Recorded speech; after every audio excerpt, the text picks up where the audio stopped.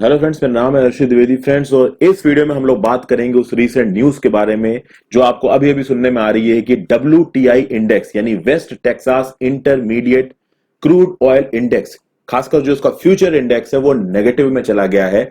और ये news international media में, ग्लोबल मीडिया में, इवन इंडिया मीडिया में इतनी ज्यादा डिस्कस इसलिए हो रही है क्योंकि ये यूएसए का बेंचमार्क क्रूड ऑयल इंडेक्स था। तो इस वीडियो में हमारे लिए बात क्या क्या करना है कि ये जो negative oil price future index यहां पे निकल के आया है, ये क्या चीज है, ये हुआ क्यों है, तो इसके लिए एक ऑयल वार छिड़ गया था, ये क्या चीज थे और इसके इफेक्ट्स क्या होंगे ग्लोबल इकोनॉमी में, खासकर जॉब्स पे इसके इफेक्ट्स क्या होंगे। तो शुरू करने से पहले फ्रेंड्स मैं आपसे बोल दूं कि आप इस चैनल को जल्दी से सब्सक्राइब कर लीजिए और इस वीडियो को लाइक कर दीजिए और जल्दी से मैं आपको यहां पे इसके बारे में समझाता हूं। देखिए, वेस्ट टेक्सास इंटरमीडिएट जो फ्यूचर इंडेक्स है वो गिर के हो गया 37.63 पर बैरल निगेटिव में। यानी कि मंडे को, यानी कि फॉर आज है 21 अप्रैल, तो 21 अप्रैल 20 अप्रैल को 17.85 पर बैरल से गिर के -37.63 पहुंच गया ये।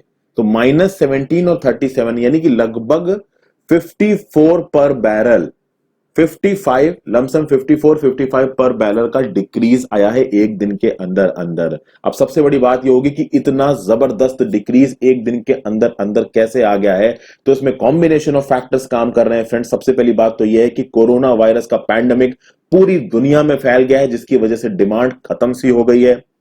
जो यूएसए का क्रूड ऑयल स्टोरेज करने का जो इंफ्रास्ट्रक्चर है वो धीरे धीरे भर रहा है, तो यूएसए में स्पेस खत्म हो रहा है क्रूड ऑयल को स्टोर करने का। और एक और प्रॉब्लम हो गई, टेक्निकलिटी आ गई कि जो मई फ्यूचर के कॉन्ट्रैक्ट थे वो 21 अप्रैल को एक्सपायर हो रहे थे। तो ये जो न्यूज है ना फ्रेंड्स की निगेटिव में चली गई ये चीज, इसको बहुत ज्यादा आप इस तरीके से मत सोचिए कि अब दाम निगेटिव में चले गए हैं तो अब लोगों को पैसे मिलेंगे ऑयल यूज करने के, ऐसा कुछ भी नहीं होने वाला। इनफैक्ट अगर आप अभी पेट्रोल पंप पे जाएंगे ना तो बहुत ज्यादा आपको पेट्रोल के या डीजल के दामों में फर्क नहीं दिखाई पड़ेगा। इंडिया में तो इस चीज का शायद ही कोई फर्क दिखाई पड़े क्योंकि इंडिया में बहुत अलग अलग फैक्टर्स काम करते हैं। अब सबसे पहले तो आपको यहां पे फ्यूचर्स कॉन्ट्रैक्ट को समझना पड़ेगा। देखिए, फ्यूचर कॉन्ट्रैक्ट को मैं 5 मिनट में नहीं समझा सकता हूं। फ्यूचर कॉन्ट्रैक्ट बस एक लाइन में आपको समझाने की कोशिश करता हूं कि कमोडिटीज मार्केट में एक फ्यूचर कॉन्ट्रैक्ट की दाम उस अंडरलाइन कमोडिटी पे डिपेंड करती है। और यहां पे जो अंडरलाइन कमोडिटी था वो West Texas intermediate crude oil था और उसके बेसिस पे इसके फ्यूचर्स बेचे जाते थे। तो यहां पे एक गारंटर होता है कमोडिटीज में या फिर फ्यूचर कॉन्ट्रैक्ट्स में और एक इन्वेस्टर होता है। इन्वेस्टर पैसा लगाता है। अब यहां पे समझिए फ्रेंड्स, जो बैरल ऑफ क्रूड ऑयल के जो फ्यूचर कॉन्ट्रैक्ट्स पूरी दुनिया भर में एग्जीक्यूट होते हैं ना, वो सिर्फ उस क्रूड ऑयल के दाम के रिस्पेक्ट में नहीं होते हैं, उस क्रूड ऑयल की सप्लाई, उस क्रूड ऑयल की डिमांड और उस क्रूड ऑयल की क्वालिटी पे डिपेंड करते हैं। यानी कि एक बार अगर किसी जगह से, किसी फील्ड से क्रूड ऑयल को पैदा कर लिया गया तो उसके बाद उस क्रूड ऑयल को आपको रिफाइनरी में लेके जाना है, वहां पे उसको प्रोसेस करना है, प्रोसेस करने के बाद उसको स्टोर करना है और जब बेचने में उसका नंबर आएगा तो उसको बेच दिया जाएगा। ये पूरा एक प्रोसेस होता है और ये सारे फैक्टर्स इंक्लूड होते हैं जब किसी फ्यूचर कॉन्ट्रैक्ट की प्राइस की वैल्यू निकाली जाती है। और इन सारे फैक्टर्स के कॉम्बिनेशन की वजह से इतना भयंकर डाउनफॉल आया है। एक फ्यूचर कॉन्ट्रैक्ट जो कि WTI में एग्जीक्यूट होता है वेस्ट टेक्सास इंटरमीडिएट में, वो 1000 बैरल्स ऑफ क्रूड ऑयल का होता है। अब यूएसए में प्रॉब्लम क्या आ रही है फ्रेंड्स, मैं आपको बताता हूं। देखिए, पूरी दुनिया में अगर बात की जाए तो लगभग 1 billion barrels of crude oil की स्टोरेज कैपेसिटी है। यूएसए में एक sizeable amount of storage capacity है।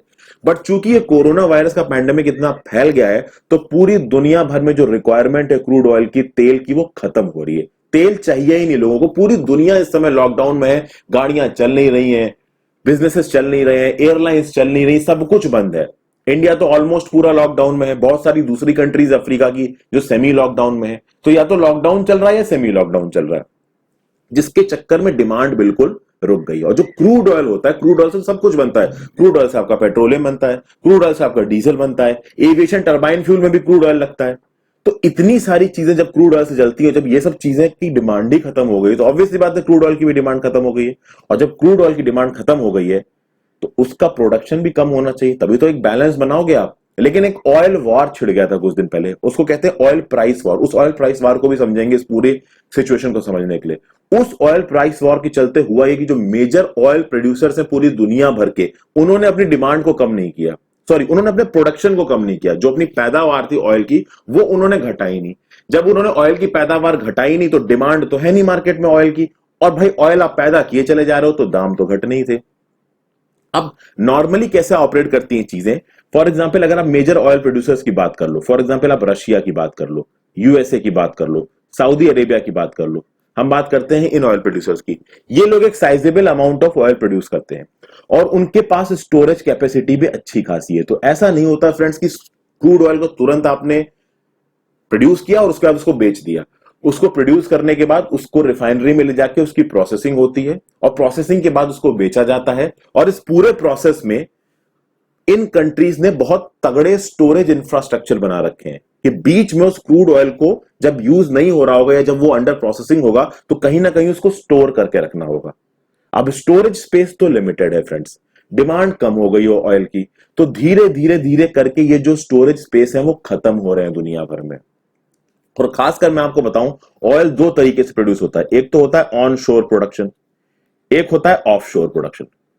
ऑफ शोर में समुंदर की बेड के नीचे से तेल निकाला जाता है और ऑन शोर में लैंड के नीचे से तेल निकाला जाता है। तो ये दो तरीके की प्रोडक्शन है। ऑफ शोर प्रोडक्शन जब होता है ना फ्रेंड्स, तो ऑफ शोर में समुंदर के बेड के नीचे से तेल निकाला जाता है और उसके पास ही बहुत सारे बड़े बड़े शिप्स और टैंकर्स होते हैं जहां पे उस तेल को स्टोर कर दिया जाता है। बट ऑन शोर में प्रॉब्लम है, ऑन शोर में लैंड के अंदर से आप तेल निकाल रहे हो और उसके बाद उसको स्टोर करने के लिए आपको दूसरी जगह लेके जाना पड़ेगा।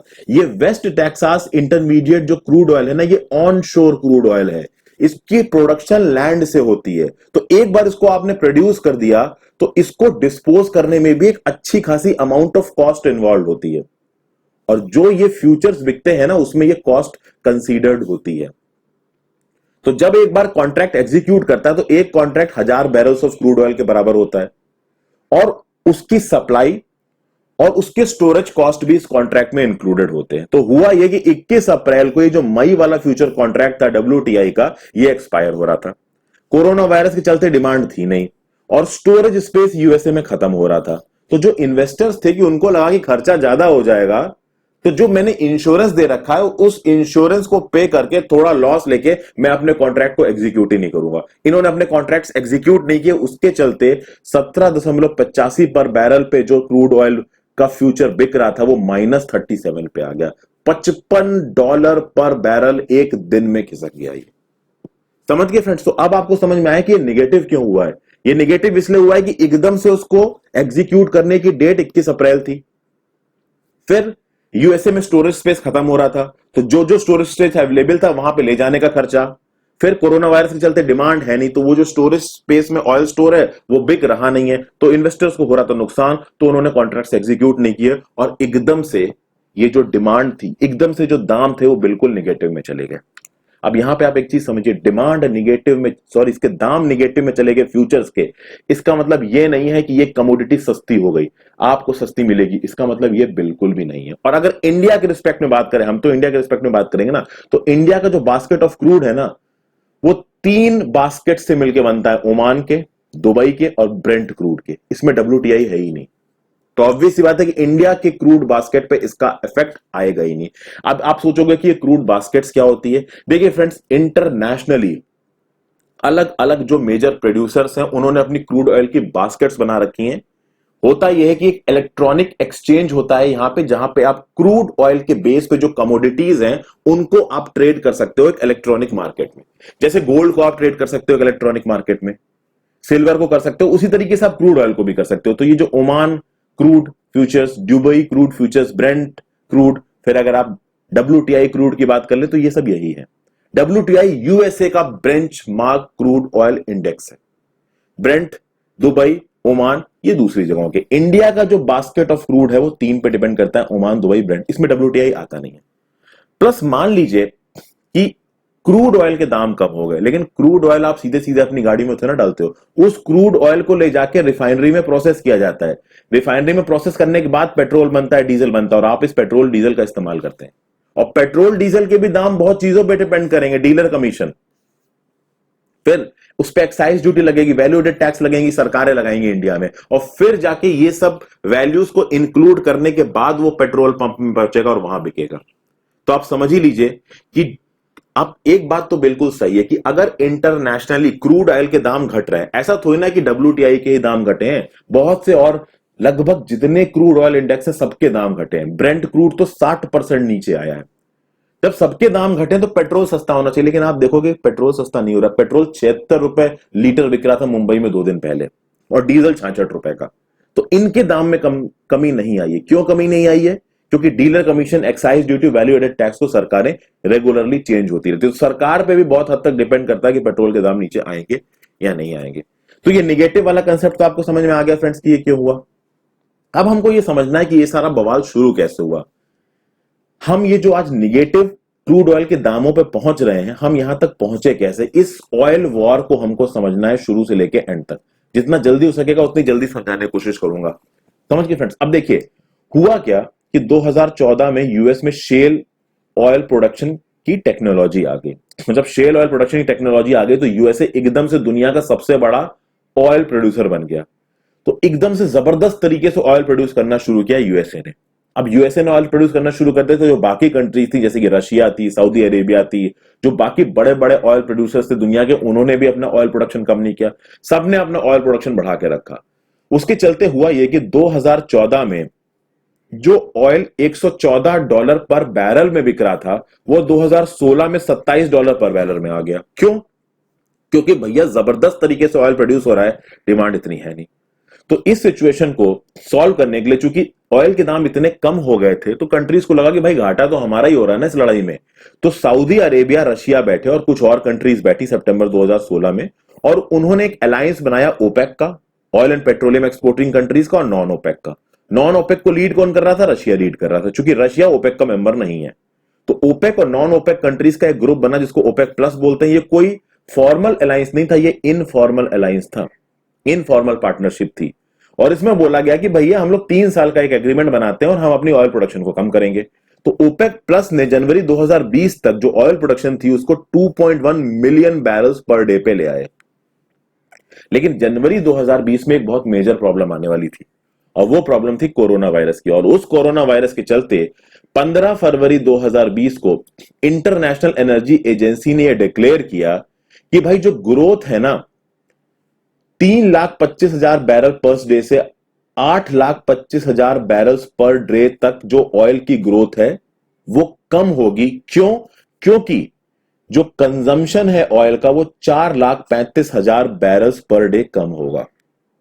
और ऑब्वियसली बात है कि इसकी वजह से होगा, शुरुआत में कोरोना के चलते ये एक एजम्पशन लेके आया था इंटरनेशनल एनर्जी एजेंसी। धीरे धीरे क्या हुआ कि ऑयल की जो डिमांड थी वो घटने लगी। चाइनीज मार्केट में ऑयल की डिमांड स्पेसिफिकली घटने लगी। वुहान में चाइना का आउटब्रेक हो चुका था और चाइना की गवर्नमेंट सिर्फ उस पर कंसंट्रेटेड थी। तो जब पूरी दुनिया में ऑयल की डिमांड घटने लगी तो उस समय पे जो ओपेक कंट्रीज थी उन्होंने सोचा कि यार इसका कुछ सॉल्यूशन निकालना चाहिए। तो ओपेक समिट हुई वियना ऑस्ट्रिया में 5 मार्च 2020 को, और उस ओपेक समिट में सारी ओपेक कंट्रीज ने डिसाइड किया कि भैया हमको ऑयल प्रोडक्शन को कम करना है लगभग 1.5 million barrels per day in the second quarter of the year. और फिर उन्होंने सोचा कि हम लोग 9 जून को फिर से मिलेंगे ओपेक कंट्रीज और फिर देखेंगे क्या करना है आगे। तो जब ओपेक ने मिलकर डिसीजन लिया कि भाई पर दिन हम लोग 1.5 मिलियन बैरल्स अपनी जो प्रोडक्शन है उसको कम करेंगे, और फिर ओपेक ने रशिया को यह बात बताई कि देखिए पूरी दुनिया में कोरोना का आउटब्रेक हो गया है, हमको अपनी प्रोडक्शन को कम करना चाहिए। रशिया ने इस डिमांड को मना कर दिया 6 मार्च को। रशिया ने कहा कि हम अपनी ऑयल प्रोडक्शन को, क्रूड ऑयल प्रोडक्शन को कम नहीं करेंगे। अब यहां पे सऊदी अरेबिया और रशिया में एक तरीके का ऑयल वॉर शुरू हो गया। रशिया ने यह चीज इसलिए भी करी थी क्योंकि अर्ली फरवरी 2020 में ट्रंप एडमिनिस्ट्रेशन ने रशिया पे कुछ यूएस सैंक्शन लगा दिए थे, खासकर उसकी लार्जेस्ट ऑयल कंपनी है रॉसनेफ्ट, उस पे कुछ सैंक्शंस लगा दिए थे। क्यों? क्योंकि वेनेजुएला की क्राइसिस आपको पता है फ्रेंड्स, वेनेजुएला में काफी हद तक बवाल मचा हुआ है। वेनेजुएला के जो प्रेसिडेंट है करंट, उसको रशिया सपोर्ट कर रहा था।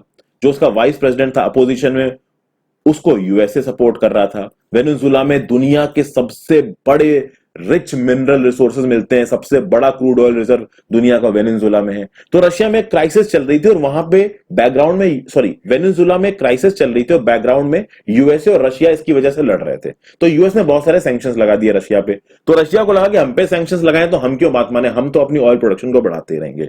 और जब ये बात आ गई ना, तो एक फॉर्मल वॉर शुरू हुआ 6 मार्च 2020 को। 6 मार्च को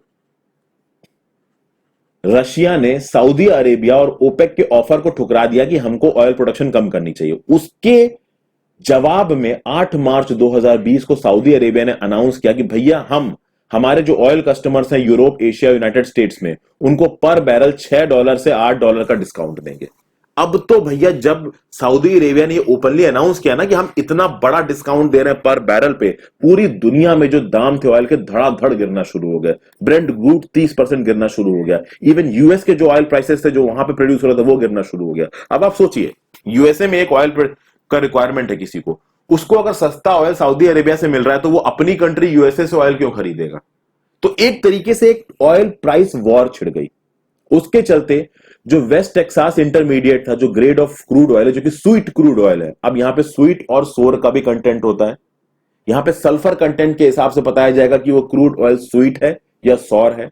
वेस्ट टेक्सास का जो सल्फर कंसेंट है वो 0.27% है, वो स्वीट की कैटेगरी में आता है। 0.5% से अगर ऊपर है सल्फर का कंटेंट तो वो सोर की कैटेगरी में आता है। बहरहाल वो एक अलग बात है।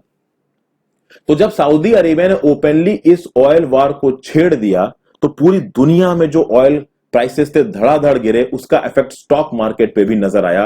प्राइस वॉर छिड़ गई थी और ये प्राइस वॉर की टाइमिंग बहुत गलत थी क्योंकि ऑलरेडी कोरोना वायरस पैंडेमिक चल रहा था। तो सही मायने में तो ये होना चाहिए था कि अगर ऑयल की रिक्वायरमेंट कम हुई है तो ऑयल की प्रोडक्शन भी कम कर दो। बट सऊदी अरेबिया, रशिया, ये अपनी प्रोडक्शन को धड़ल्ले से बढ़ाते चले गए। 10 मार्च को सऊदी अरेबिया ने बोला कि हम अपनी ऑयल प्रोडक्शन को 9.7 मिलियन बैरल्स पर डे से बढ़ा के 12.3 मिलियन बैरल्स पर डे कर देंगे। रशिया ने कहा कि भैया हम पर दिन अपनी ऑयल प्रोडक्शन को 3 लाख बैरल्स पर डे से बढ़ाएंगे। तो आप समझ रहे हैं ना, पूरा प्रॉपर बवाल छुड़ गया पूरी दुनिया में। जब तक रशिया और सऊदी अरेबिया को होश आया कि भाई नहीं ये गलत हो रहा है, हमको इसको कंट्रोल करना चाहिए, तब तक काफी देर हो चुकी थी। और अब ये जो वेस्ट टेक्सास इंटरमीडिएट जो क्रूड ऑयल प्राइस नेगेटिव में गया है, पूरी दुनिया में ये जो ऑयल इंडेक्सेस हैं ये कम हो रहे हैं, ये इसी वजह से हो रहे हैं। क्योंकि शुरुआत में जिस समय पे आपको प्रोडक्शन कम करना था क्रूड ऑयल का, दाम को बैलेंस रखने के लिए, उस समय आपने किया नहीं। उस समय अलग अलग कंट्रीज अपनी खिचड़ी पका रही थी। वो ये बोल रही थी कि हम अपने प्रोडक्शन को बढ़ाते रहते हैं ताकि हमारा मार्केट शेयर कम ना हो जाए। हुआ ये फ्रेंड्स कि मान लीजिए अगर क्रूड ऑयल के दाम गिरते हैं तो अलग अलग कंट्रीज अपने दाम गिरा देंगी। अगर उनको दाम नहीं गिराना तो अपना प्रोडक्शन गिराना पड़ेगा। अब अगर उसमें कोई एक ऐसी कंट्री जो प्रोडक्शन बढ़ा के रखा है तो उसकी चीजें ज्यादा बिकने लगेंगी। इसलिए सारी कंट्रीज आपस में कंपटीशन करके अपने प्रोडक्शन को बढ़ाती रहती हैं, भले ही उनका जो क्रूड ऑयल है वो कम दाम पे बिके, उनको घाटा हो, बट वो मार्केट शेयर पे कॉम्प्रोमाइज नहीं करना चाहती।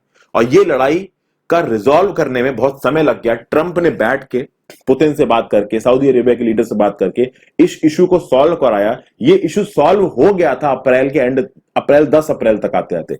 बट प्रॉब्लम ये हो गई कि 10 अप्रैल तक आते आते भले ही इशू सॉल्व हो गया था, लेकिन तब तक बात हाथ से बाहर निकल चुकी थी। और आज की डेट में आप देख ही सकते हैं West Texas intermediate crude oil के फ्यूचर्स नेगेटिव में आ गए। और इस बात पे कोई डाउट नहीं है कि आगे भी ये दाम निगेटिव में आ सकते हैं अगर कंट्रीज ने अपने जो क्रूड ऑयल प्रोडक्शन के टारगेट है उनको कम नहीं किया तो। अब इसका जॉब्स पे क्या इफेक्ट आ रहा है, पूरी इकोनॉमी में तो इफेक्ट आपको दिख ही रहा है फ्रेंड्स। जॉब्स पे क्या इफेक्ट आ रहा है, एक बीडब्ल्यू रिसर्च पार्टनरशिप करके एक कंसल्टेंसी फर्म्स है, उसने बोला है कि ऑयल इंडस्ट्री में सिर्फ मार्च में 51,000 जॉब्स जा चुकी हैं। ये 51,000 जॉब्स कंस्ट्रक्शन सेक्टर में, ड्रिलिंग इक्विपमेंट का जो सेक्टर होता है उसकी मैन्युफैक्चरिंग में, शिपिंग में। ये अब देखिए शिपिंग में ऑब्वियस सी बात है ऑयल को एक्सपोर्ट किया जाता है। अब जब पूरी दुनिया में बिजनेसेस ठप पड़े हैं तो किसी भी तरीके का ऑयल का एक्सपोर्ट हो नहीं रहा है, तो शिपिंग इंडस्ट्री भी ठप पड़ गई है। ड्रिलिंग इक्विपमेंट का इस्तेमाल हो नहीं रहा है, जो रिग्स हैं उन्होंने काम करना बंद कर दिया है, जो साइट्स हैं ऑयल प्रोडक्शन की उन्होंने काम करना बंद कर दिया है, क्योंकि ऑयल ऑलरेडी एक्सेस में है वो बिक नहीं रहा है। फिर इसका इफेक्ट केवल ऑयल इंडस्ट्री पे नहीं आया। बीडब्ल्यू रिसर्च, इसी कंपनी ने एक रिपोर्ट रिलीज की और बोला जो क्लीन एनर्जी वर्कर्स हैं, यानी कि जो सोलर पैनल इंस्टॉल करते हैं, जो विंड एनर्जी की प्रोडक्शन में है, जो इलेक्ट्रिक व्हीकल के मैन्युफैक्चरर हैं, मार्च में 1,06,000 जॉब्स गई हैं। और टोटल एनर्जी रिलेटेड बात की जाए, क्लीन प्लस क्रूड प्लस कोल सबकी, तो 3,03,000 जॉब्स पूरी दुनिया में जा चुकी हैं। और कहा जा रहा है कि ये जो मार्च में 3,03,000 जॉब्स गई है ना, इससे कहीं ज्यादा जॉब्स अप्रैल में जा सकती हैं, और ये अप्रैल का डाटा मई में रिलीज होगा। तो ये था पूरा टॉपिक का एनालिसिस फ्रेंड्स। आई होप आपको ये चीज पसंद आई हो। थोड़ी वीडियो लंबी हो गई है, बट मैंने चीजों को डिटेल में आपको समझाने की कोशिश की है। अगर अच्छी लगे तो वीडियो को लाइक करके चैनल को जरूर सब्सक्राइब कर दीजिए। Thank you for watching friends, have a great day.